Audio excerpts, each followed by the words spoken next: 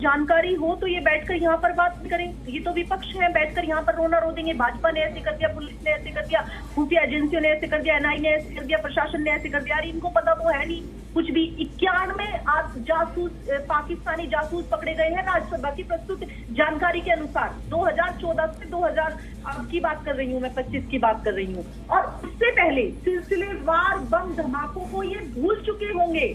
कैसे मुंबई में सिलसिलेवार बम धमाके हुए, कैसे कार धमाके होते थे, कैसे ट्रेन धमाके होते थे, ये सब कुछ भूल गए हैं।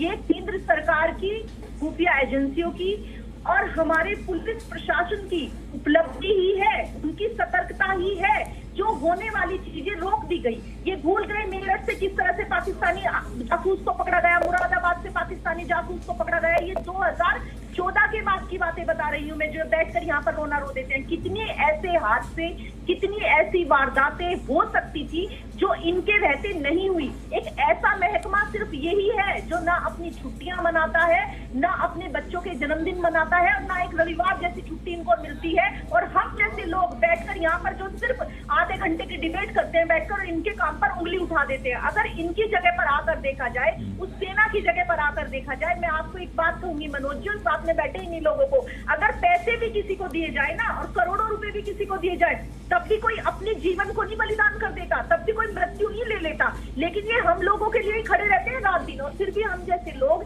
यहाँ पर बैठकर अपने देश की सुरक्षा एजेंसियों पर, पुलिस प्रशासन पर, सब पर, सेना पर, विपक्ष पर, हर किसी पर। नहीं, वैशाली जी देखिए, अगर ज्योति मल्होत्रा चौथी बार जो वीजा अप्लाई करने गई, इस बात पर कहाँ कोई सवाल उठा रहा है। देश की जो एजेंसी है आईबी ने ही एक तरीके से ट्रैक किया, उसके बाद इस मामले में साइबर टीम एक्टिव हुई और उसको ट्रैक करके न्यूट्रलाइज किया गया, पकड़ा गया, गिरफ्तार। अब सब चीजें आगे चल रही हैं और भी जो छिपे हैं निकाला जा रहा है। लेकिन सवाल ये किया जा रहा है कि क्या हमारी स्टेट की सीआईडी या लोकल इंटेलिजेंस जो और लोअर लेवल है वहां पर है, अगर वो अपने जांच का या अपने खुफिया इनपुट्स जुटाने का दायरा शायद और बड़ा रखती तो शायद इसको पहले ट्रैक किया जा सकता था। ये कौन है लोग जो बार बार पाकिस्तान संपर्क में, ये कौन लोग हैं जो विजुअली दिख रहे हैं कि पाकिस्तान जाकर के वहां के एम्बेसी के लोगों से मिल रहे हैं, ये बात हो रही है। बिल्कुल मनोज जी, देखिए बहुत बेहतरी के साथ काम हो रहा है, और भी अगर उसमें कहीं ना कहीं गुंजाइश है तो भाजपा सरकार ने बहुत अच्छे से आदेश दिए हुए हैं। आपने देखा कि किस तरह से पहले कभी ऐसा हुआ, जिस तरह से नरेंद्र मोदी जी ने कहा,